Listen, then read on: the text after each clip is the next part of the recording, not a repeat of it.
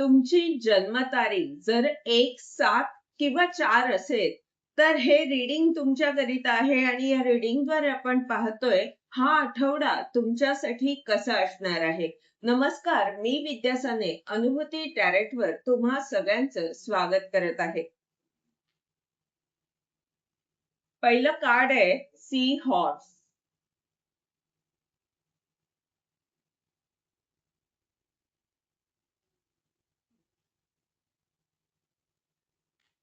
त्यानंतर आहे एलिफंट आणि ग्रास हॉपर. तर सी हॉर्सचं हे कार्ड सांगतंय फॅमिली मॅटर, काहीतरी परिवाराशी संबंधित या आठवड्यात काही गोष्टी होणार आहेत. एलिफंटचं हे कार्ड सांगतंय की तुम्ही एका लॉंग जर्नीवर आहात. तुम्ही जे काही करत आहात त्यामध्ये तुम्हाला खूप काही शिकायचं आहे, अनेक अनुभव घ्यायचे आहेत. ही एक मोठी यात्रा आहे. आणि ग्रास हॉपरचं जे कार्ड आलंय ते सांगतंय की जी काही स्थिती आहे तुमची ती तुम्हाला सावधपणे हाताळायची आहे. या डेकचं जे बॉटम ऑफ द डेकचं कार्ड आहे ते आहे स्टार कार्ड. तर ही सगळी कार्ड सांगतायत की या आठवड्यात तुम्ही ज्या यात्रेवर आहात ती यात्रा तुम्हाला खूप काही शिकवत आहे का? कारण तुम्ही स्टारच्या ऊर्जेमध्ये आहात. तुम्ही अनेक गोष्टी नवीन करून पाहत आहात आणि तुम्हाला आशा आहे की येणाऱ्या काळात तुम्हाला खूप सारं यश मिळेल. तुम्ही जे काही करत आहात त्याने अनेक लोक प्रभावित होऊ शकतात. तुम्ही काहीतरी खास, काहीतरी वेगळं करत आहात, ते करून पाहत आहात. आणि यामुळेच तुम्हाला ग्रास हॉपरचं जे कार्ड आहे ते सांगतंय की तुम्ही करून पाहत आहात, तुमचे प्रयत्न चालू आहेत. म्हणून तुम्हाला या स्थितीला शांतपणे हाताळायचं आहे किंवा काळजी घ्यायची आहे. जे काही तुम्ही करत आहात त्यामध्ये तुम्हाला अनेक गोष्टी शिकायच्या आहेत म्हणून.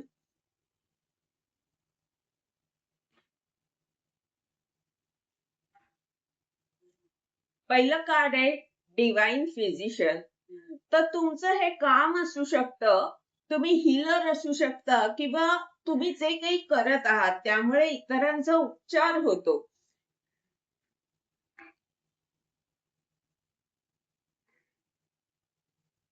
युरियलचं कार्ड आहे आणि आपण पाहतोय या आठवड्यात तुमची ऊर्जा कशी असेल. तर ही कार्ड काय सांगतायत, अजून 2 कार्ड काढू आणि आपण पाहू ही कार्ड काय सांगतात. तर इथे जी कार्ड आली आहेत ती हे डिवाइन फिजिशियनचं कार्ड. तर हे कार्ड जे आहे त्याच्या बरोबर आलंय युरियलचं कार्ड आणि त्यावर जे कार्ड आलंय ते आहे सी हॉर्स. आणि सी हॉर्सचं कार्ड तुमच्या परिवाराला सांगताय, परिवाराशी संबंधित गोष्टींना सांगतायत. तर ही कार्ड काय सांगतायत की तुम्ही तुमच्या परिवाराचं जे दुःख आहे किंवा त्यांच्या जीवनात जो संघर्ष चालू आहे तो तुमच्या ज्ञानाद्वारे त्यांचा उपचार करणार आहात. या आठवड्यात काहीतरी अशा गोष्टी होतील की तुम्ही त्यांना मार्गदर्शन कराल किंवा ते तुमच्या बरोबर तुमच्याशी संपर्कात येतील. तुमच्याकडनं त्यांना हीलिंग मिळणार आहे असं इथे दिसतंय. तुमच्याकडे जे काही ज्ञान आहे ते तुम्ही त्यांना द्यायचं आहे. त्यांच्याद्वारे त्यांचा उपचार करायचा आहे आणि हे तुम्ही या आठवड्यात करणार आहात. एलिफंटच्या कार्डच्या खाली युरियल आणि हे असेंटचं कार्ड आहे.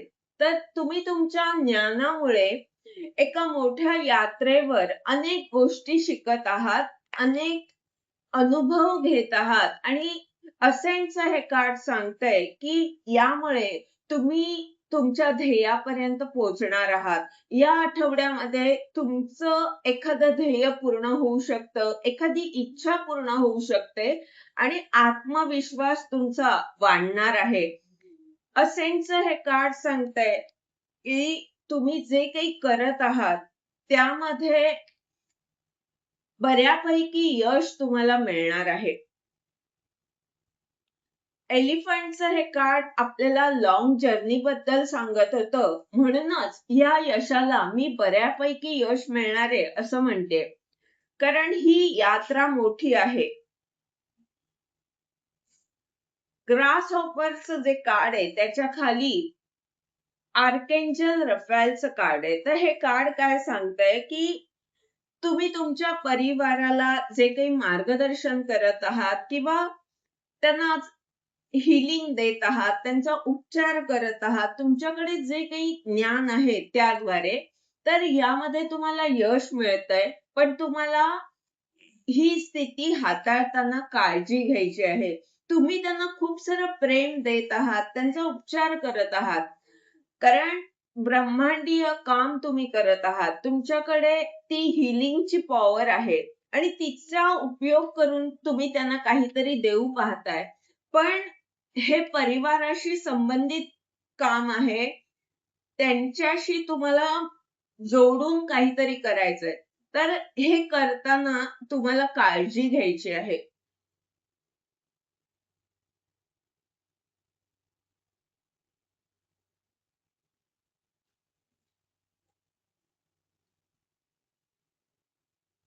सेव्हन ऑफ स्क्रॉलचं हे कार्ड सांगतंय की हे तुमचं पूर्वजन्माशी संबंधित असं काम आहे, जे अपुरं राहिलंय ते आता तुम्ही पूर्ण करायला हातात घेत आहात, त्याला सुरुवात करत आहात, जे काम अपूर्ण राहिलं होतं. या आठवड्यात काहीतरी कामाशी संबंधित संपर्क होऊ शकतो, संवाद होऊ शकतो. अनेक लोक तुमच्याशी जोडली जातील. कदाचित ती माणसं तुमच्या परिवारातलीच असू शकतात, नातेवाईक असू शकतात, ओळखीची असू शकतात.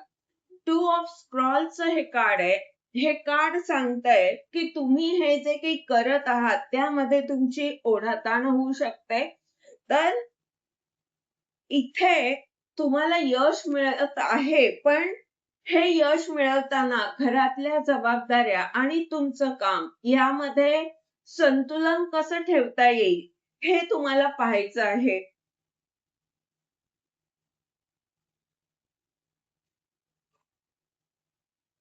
द गार्डनचं हे कार्ड आहे आणि वर जे कार्ड आलंय ते आहे आर्केंजल रफायल.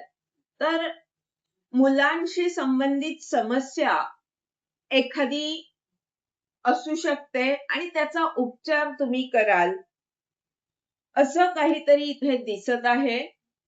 तर असं होऊ शकतं की जे तुम्ही मार्गदर्शन करत आहात ते मुलांशी संबंधित काही मार्गदर्शन कराल किंवा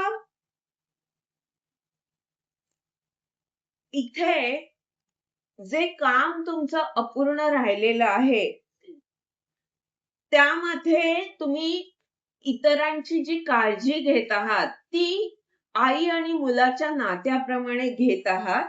तर इथे ब्रह्मांड सांगतंय की या आठवड्यात तुम्ही काहीतरी असं काम करणार आहात जिथे तुम्हाला यश मिळणार आहे, इतरांचा उपचार होणार आहे आणि हे काम जे आहे त्यामुळे एखादी मुलांशी संबंधित समस्या त्याच्यावर तुम्ही उपचार कराल किंवा जी व्यक्ती तुमच्याकडे येईल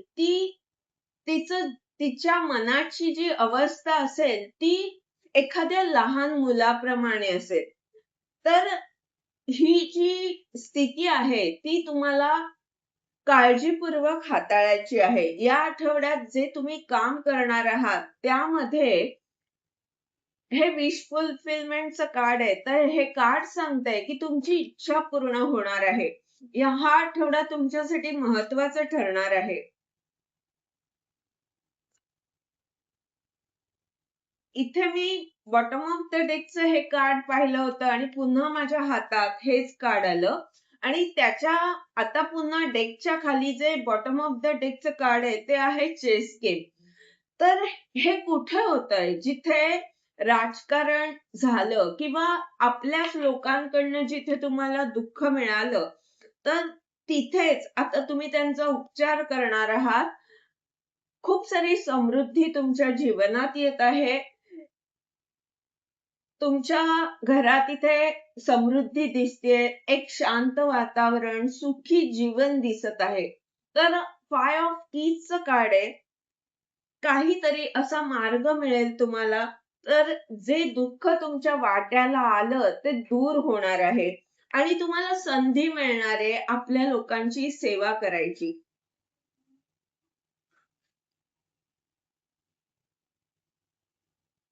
ही संधी का मिळणार आहे? कारण हे तुमचं पूर्वजन्माशी संबंधित काम आहे. तुम्हाला त्यांना आपल्या शक्तीकडे वळवायचं आहे. अंतर्मनाची जी शक्ती आहे किंवा प्रत्येक व्यक्तीकडे स्वतःची अशी एक शक्ती आहे. स्वतःची जी ताकद आहे, त्याकडे तुम्हाला त्यांचं मन वळवायचं आहे. त्यासाठी तुम्हाला हे काम करायचं आहे. तुम्ही जे काम करणार आहात, त्यामध्ये तुम्ही इतरांचा उपचार तर करणारच आहात. त्यांची जी काही समस्या आहे, त्यासाठी तुम्ही मार्गदर्शन कराल. पण मुख्य काम तुमचं काय आहे? हे सगळं करताना तुम्ही त्यांना त्यांच्या स्वतःच्या शक्तीची ओळख करून देऊ शकाल. त्यांना त्यांचं जे मन इकडे-तिकडे धावतंय, त्यामध्ये तुम्ही त्यांना स्वतःकडे पाहण्यासाठी किंवा डोळे मिटून थोडा वेळ स्वतःसाठी काढणं, ह्या गोष्टी तुम्ही शिकवू शकाल, असं काहीतरी काम तुम्हाला या आठवड्यात करायचं आहे.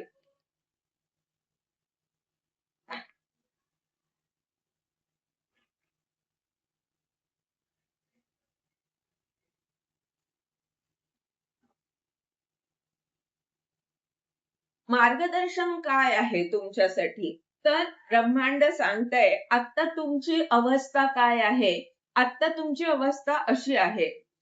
2 गोष्टींमध्ये अडकलेले आहात. तुम्ही तुमचं काम करत आहात, पण तरी सुद्धा पुढे कसं जावं या प्रश्नचिन्हात आहात.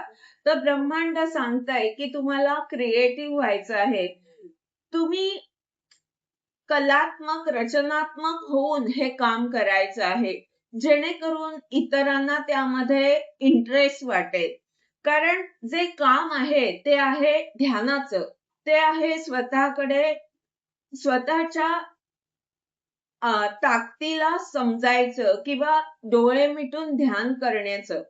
तर ही जी अंतर्मनाची शक्ती आहे ती ओळखण्यासाठी इतरांना आकर्षित करणं आवश्यक आहे आणि यासाठी तुम्हाला रचनात्मक, कलात्मक काम करणं आवश्यक आहे.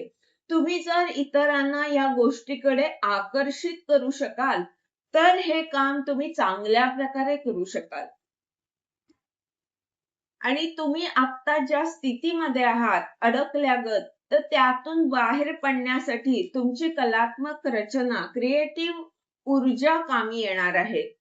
नवनिर्मिती किंवा अशा पद्धतीने निर्मितीचं काम तुम्हाला करायचं आहे.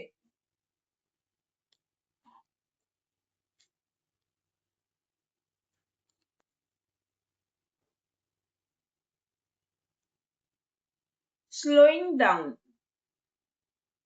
हे काम तुम्हाला धीम्या गतीने करायचं आहे. कारण अनेक गोष्टी तुम्हाला सुद्धा यामध्ये शिकायच्या आहेत आणि परिपक्व व्हायचं आहे. यासाठी हळूहळू हे करायचं आहे. यामध्ये तुम्हाला यश मिळणार आहे असं इथे कार्ड्स दाखवतायत. तुमची इच्छा पूर्ण होणार आहे. हा आठवडा तुमच्या कामाच्या दृष्टीने खूप महत्वाचा ठरणार आहे. हे होतं तुमचं रीडिंग. या रीडिंगद्वारे जर तुम्हाला मार्गदर्शन मिळालं असेल तर लाईक, कमेंट करा, चॅनलला सबस्क्राईब करा, जेणेकरून येणाऱ्या व्हिडिओजद्वारे तुम्हाला असंच मार्गदर्शन मिळत राहील. धन्यवाद.